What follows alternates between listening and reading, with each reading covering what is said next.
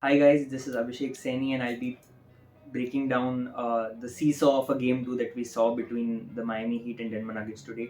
The game was decided by a three-point shot that Jamal Murray tried to take and beat the buzzer.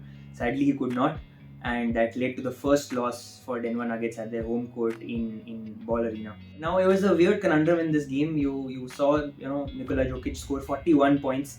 He bulldozed his way through the paint and scored 18 points in the third quarter.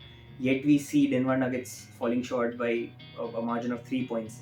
Now, why that happened was because Heat is known for its zone defense.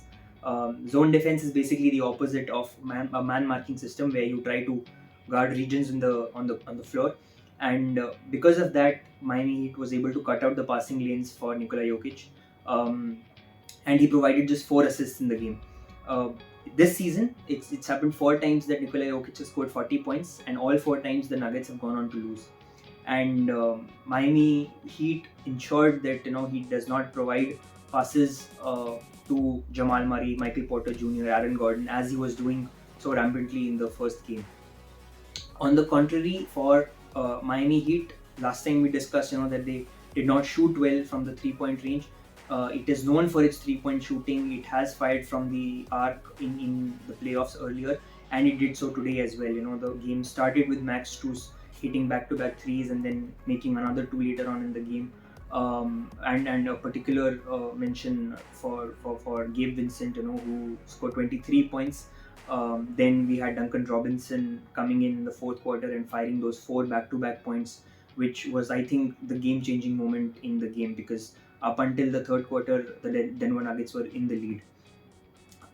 Another crucial contribution for Miami Heat was made by the bench, and it was actually a tale of two halves, literally and metaphorically, because in the first half we saw the Denver Nuggets bench perform well. They outscored Miami Heat's bench 20 to 5 points, and in the second half it was the exact opposite, with Miami Heat's bench scoring 21 points as against Denver Nuggets is 6 points, and that really made the difference.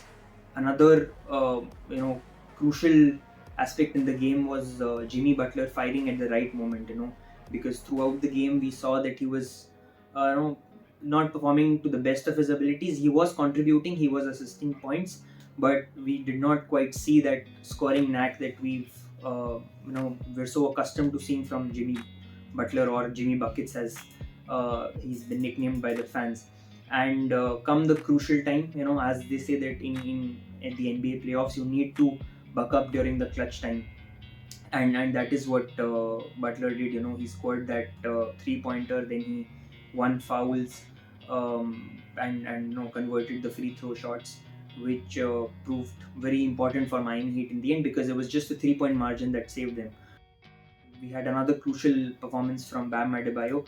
He's now gone back to back games when he's scored 20 plus points, and he'd particularly take heart from this because he was struggling against the Boston Celtics.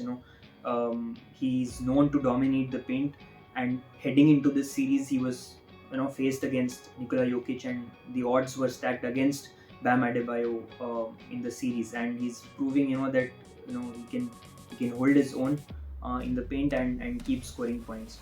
So it remains to be seen how the series pans out. But initial signs are, as things stand, we're set for a proper NBA finals that might stretch to the game 7.